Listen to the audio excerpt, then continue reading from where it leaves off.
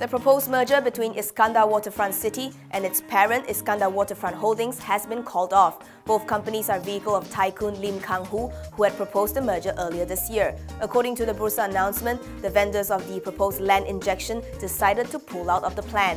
It said that the anticipated benefits and intentions were no longer consistent with what had originally been envisaged. However, Lim continues to attempt to restructure his group, this time involving his other vehicle, EcoVest. He proposed the group to acquire the 62% shareholdings in IWC owned by minority shareholders through either a cash consideration of RM1.50 per share or a 1-for-1 share swap deal. The purpose of the IWH IWC merger had been to consolidate all of Lim's property assets into IWH, but it hit a major speed bump when the government took back its Bandar Malaysia project in August this year. Trading for both EcoVest and IWC had been suspended since Monday morning.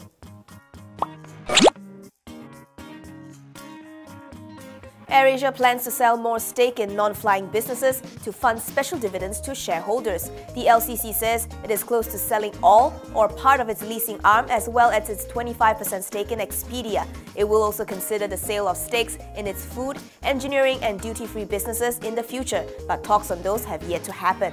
Fernandez said the company is going to special dividend those things out. He adds that there is a whole pipeline of those assets and it will go into JV and eventually dispose of those JV as they are not core to AirAsia's business. But the relationship will always stay. He was talking to reporters after announcing new ground handling JV with Singapore's SATS, a deal expected to net $87.7 million in proceeds. In this deal, AirAsia will receive a 40% stake in ground handling at the new Terminal 4 at Singapore's Changi Airport, while SATS will get a 49% stake in AirAsia's Malaysian ground handling unit.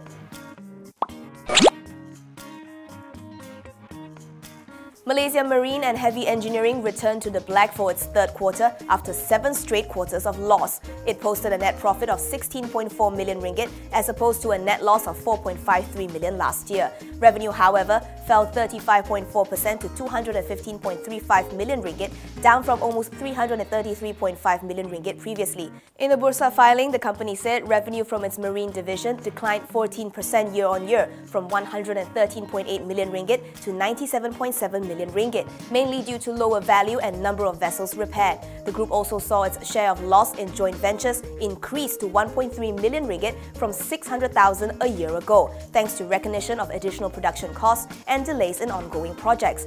MHB said while crude oil prices have slightly improved following the OPEC and non-OPEC members' production commitment, the oil and gas outlook remains uncertain with heightened geopolitical concerns. Going forward, MHB said it remains committed to its strategy in managing costs, optimizing its resources and improving operational efficiency. On top of that, replenishment of order book from marine segment and offshore services are progressing and remains a priority.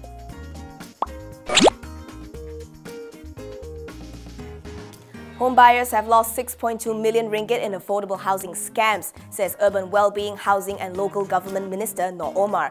As such, the ministry has set up a special committee to investigate these scams run by unlicensed housing developers. Noor says that the special committee, which held its first meeting on September 27th, seeks to identify the gap between the Housing Development Act 1966 under the ministry and the Consumer Protection Act 1999, which is under the Domestic Trade, Cooperatives and Consumerism Ministry. According to Noor, the National Housing Department received a total of 192 complaints related to property fraud between January 1st, 2013 and October 30th, 2017. Of that, 107 cases have been resolved, while 85 are still pending. Noor said that the new condition have also been imposed on advertising of homes, explaining that it is aware of fraud committed in this manner and have issued a circular to media outlets to inform them any future advertisements need the approval of National Housing Department. MCMC has reached out to telco companies to deal with possibly the largest data breach Malaysia has ever seen. MCMC COO Dr. Mazlan Ismail said the meeting was to ensure that operators gave their full cooperation and were aware of the situation.